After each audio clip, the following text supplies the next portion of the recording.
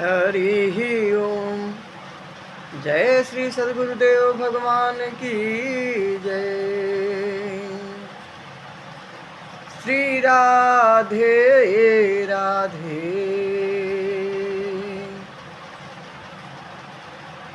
प्यारे भक्तगण,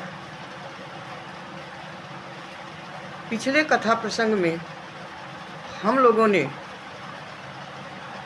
एक निर्गुण भजन सुना जिसमें पति और परमेश्वर को तुलनात्मक दृष्टिकोण से देखा गया है।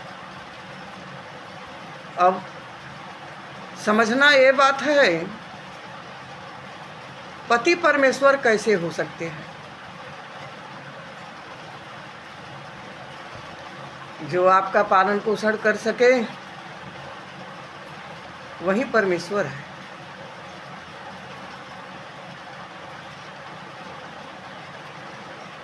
अब जब हम लोग पति के घर जाते हैं, पति को पिया कहा जाता है, सैया कहा जाता है, राजा कहा जाता है, प्रियतम कहा जाता है, कई शब्दों से संबोधित किया जाता है। अब तो बड़े उम्र में शादी हो रहा है, ससुराल का कोई भय ही नहीं रह गया है। पहले के समय में छोटे छोटे बच्चियों की शादी हो जाती थी और बिल्कुल अनजाने जगह में जाना पड़ता था। इसी तरह से परम ब्रह्म परमेश्वर के घर जाने में बिल्कुल अकेले अपरिचित परमेश्वर के पास आपको पहुंचना पड़ता है। चलो रे डोली उठाओ कहार, पिया मिलन की ऋतु आई। चलो रे डोली उठाओ कहार, पिया मिलन की ऋतु आई। पति के घर जब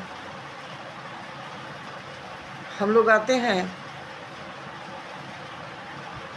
पति के घर आने के पहले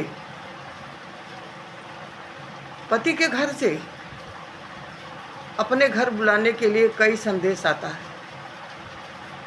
जैसे परम पिता परमेश्वर के घर से कई नोटिस आती है, उसको हम लोग टालने का प्रयास करते हैं। यदि भगवान की कृपा रही तो शादी में भी बाजा बजेगा और ससुराल जाते समय भी बाजा बजेगा। चार कहार लगे रहेंगे, डोली उठाएंगे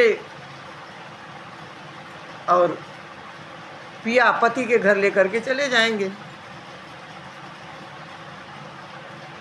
अब तो चार पहिया की गाड़ी है चार।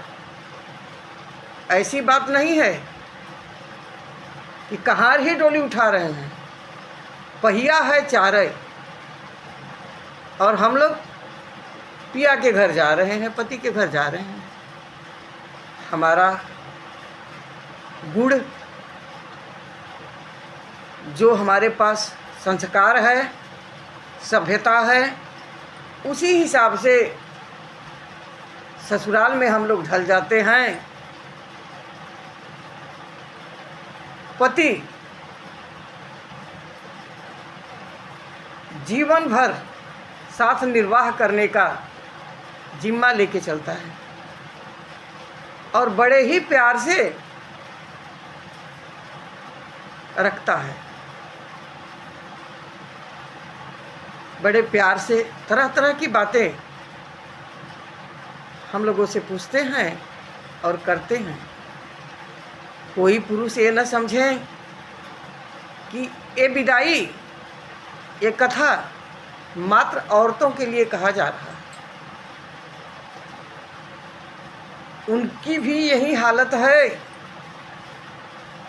और यदि संस्कारी पत्नी मिल गई